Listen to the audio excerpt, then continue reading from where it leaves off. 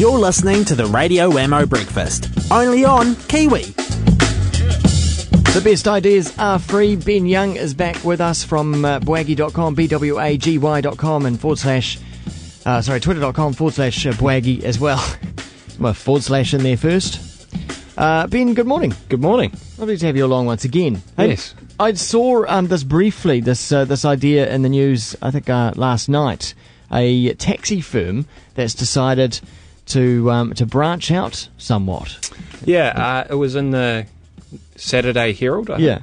And First Alert Taxis have partnered up with a security veteran to create First Response New Zealand. Yep. Now, what they want to do is have taxi drivers attend burglar alarms rather than waiting for the security companies to get there, because some of the response times have been as high as 40 minutes if traffic is really bad and there's no one about. 40 minutes is worth nothing. You know, your whole house can be gone in 40 minutes. You probably put it on a truck and take it. Yeah. I saw one of those shows where they demonstrated exactly how long it takes the average robber to rob your house. It's like less than 5 minutes. Yeah. Later in the article it said most people are in and out within 60 to 90 seconds. Wow. Yeah. So 40 minutes is nothing. Yeah. So what these guys have decided to do, they've actually, it sounded like they were forming a security company, but if you dig a little deeper, what they're doing is creating a subcontracting company that then contracts its security guards out to the other security companies. Okay. So they're kind of wedging themselves in the value chain. But are these security guards or are they taxi drivers? So here comes the argument. Yeah. So they're taxi drivers who have taken the same qualifications that, you know, the security guards have, the NZQA standards, to, prepare them for it. The thing that they don't have is the experience, clearly. Yeah. So at first instance, you'd be worried, like, okay, if I'm a passenger in a taxi and an alarm goes off 2 doors down, is the taxi driver going to take me with him? Yeah. They said, no, that's not going to happen. They've got protocols, right? Yeah. So they've got protocols around that. And they've also got protocols around keeping the drivers safe. So they have a little GPS on them and with a little trigger alarm to say when they're in trouble if anything should happen. So it's almost... Does the taxi driver get out of the cab? I'm not sure. Or do they just stay? But then what's the point in a security guard that stays inside his car when he pulls up somewhere? I'm too scared to get out. The security guards, they can't actually physically do anything. They're only supposed to turn up and monitor. Yeah. So then if they see a car taking off, they can get down the number plate. Right. Which firstly makes you wonder what you're paying for, but I guess... Because they've got more powers in America, don't they? I think they carry guns. I'm not sure. Guns? Not that we want to have that happen here, but... But the intriguing thing about this is, you look at it at first, you're like, oh, that's quite a cool idea. But this is exactly what Kiwibank did. Kiwibank was setting up a new bank, and they thought, okay, what's the first thing we need? We need to reach our customers. Yep. Right, online. That's a given. Anyone can do that. Okay, we need to get some, storefronts. We need to have banks that people can wander in. Now, if you look at replicating a traditional bank, that's going to be very expensive to get an outlet in every city in New Zealand. Yep. So all they did is they said, look, we need a distribution network. The post shop has that, plus they used to have a banking system within there. Okay, let's put our branches inside the post shop. So very rapidly, they've got a national distribution. By and large, that has worked really well, hasn't it? Yeah, well, New Zealand Post reported a couple of weeks ago that having Kiwibank in their branches was their biggest source of income. So it's a win-win for both parties, and Kiwibank actually turned a profit within the first 6 months. Another example, I suppose, is Lotto. Yeah, exactly. Putting separate kiosks and supermarkets and dairies. So all they've done is they said, look, our problem is getting the distribution, and the problem for the security companies is we have a whole lot of guys, but we have a large area to cover. We need to cover them cost effectively, and we need to weigh up, getting there as fast as we can versus, a price that consumers are going to pay for. Yeah. So these guys have gone, okay, well, we don't believe that that's working. Are there any existing distribution networks out there? Hang on, we've got these taxi drivers which are always roaming about. They have a problem of maximising their income, and we have a problem of getting people there on time. So it's actually quite a smart move if you look at it from that perspective. Do you think the man who came up with this, is he a genius? All he's done is taken a model that has worked elsewhere and applied it. Get him onto the TED Talks Get him up there on stage talking about his I'd idea. definitely love to have a chat. Like, I really like the idea. Yeah. And I think if he can get it to work, assuming, people are safe and they can perform the same role, they're just going to decimate the industry. Because if the average response time for the competitors is, say, 15 minutes, and these guys can get there in 5 or even lower, who are you going to go with? You're going to go with the company that can get someone there within 5 minutes. Now, can we talk about another example, but it's probably completely unrelated?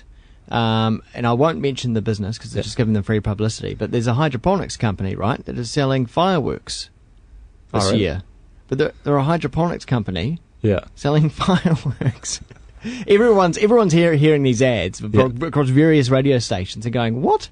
What? I haven't heard these. Does that doesn't? It's not really an example of what we've just been talking about, though, is it? I mean, it's just it doesn't seem to the two don't. I'm not sure where the overlay comes from with that. So, are they selling hydroponics as in like gardening kind of supplies to set up your own hydroponics? Yeah, and they're selling fireworks. I don't quite follow. But they say that home gardeners, or in quotation marks, home gardeners, they're obviously into their fireworks as well, explosives. I'm not sure. Well, there might be an avenue where they're doing a bit of a value play where they're like, look, for, say, our 10,000 customers, we're having a conversation with these guys every 2 weeks about how we can help them with their gardening. Guy Fawkes is coming up. Why don't we just, slip some fireworks in there, charge a little bit more, we'll deliver it to them. I'm not sure what their model is, but it wouldn't surprise me if it was something like that. Perhaps the guy behind that is a genius. Maybe. Yes, he is a genius. Let's talk about augmented reality. Yeah. So augmented reality is, in simple terms, it's pairing technology with real life in a meaningful way. So a few examples have been on the iPhone. What you can do is use your camera and then how can I explain it? Roam it past shops, and then it will show a data overlay saying, look, this restaurant has an average of 3 out of 5-star reviews. There's a pizza place down the road on the left. Yep. So it's just pairing this technology with real life. Now, the thing that I'm really looking forward to is where they start interacting consumer experiences with augmented reality. And what's an example of that? So an example would be in New York, they had a big game of phone tag. And so you had to have a certain phone and you had to sign up. But instead of playing tag with your friends, you're playing it with members of the public. And you knew that they were signed up because it would show you on their phone, like, that person sitting at that desk over there, he's signed up. You can go tag him and then he has to go tag someone else. Right. So it's a game. Yeah, essentially. And it's interesting because it builds a real-life social network with people you don't really know, but you have a common understanding, and it changes your perception of the world. And so there are a few companies working on this at the moment where you start integrating these kind of games into the daily work life. So, for example, you might walk into the office and then you meet someone, and then your two devices say your friend in common is Ben. And you both know Ben through so-and-so. It's a real-time Facebook, kind of, isn't it? So, well, augmented reality is this pairing between the two, but when you start looking at applications of that, it brings so much more to the table in terms of how people interact, how we go to work, what we do on, what we do on the bus, all those kinds of things. One example I've seen of it working is, I think, in Amsterdam. Where it's a technology firm, they've been developing it, but you hold it up. Yeah.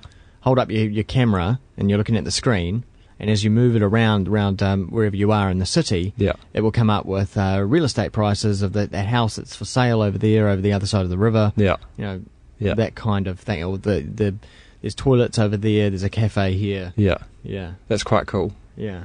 You can understand the value very quickly when you see that, when travelling. Okay, look, I can scan this whole street and find out which bar Kiwis like the best. Easy, that's the bar I'm going to go to. Right. It's very easy. That's the one I'd avoid, yes. Yeah. It's very easy when you're a traveller to fall into the trap of going to the wrong restaurant or the wrong bar, or, you just keep making those mistakes. It's particularly useful, as you say, when it's user-generated content that's overlaid over the top. So the technology is there. I don't think the critical mass is going to be there for quite some time, though. You need the devices and... Well, we have the capability now. You could do a lot of this with an iPhone, your laptop and a camera. Right. But I don't think there's enough user numbers there to warrant the investment yet. I think that's probably still 5-10 years out.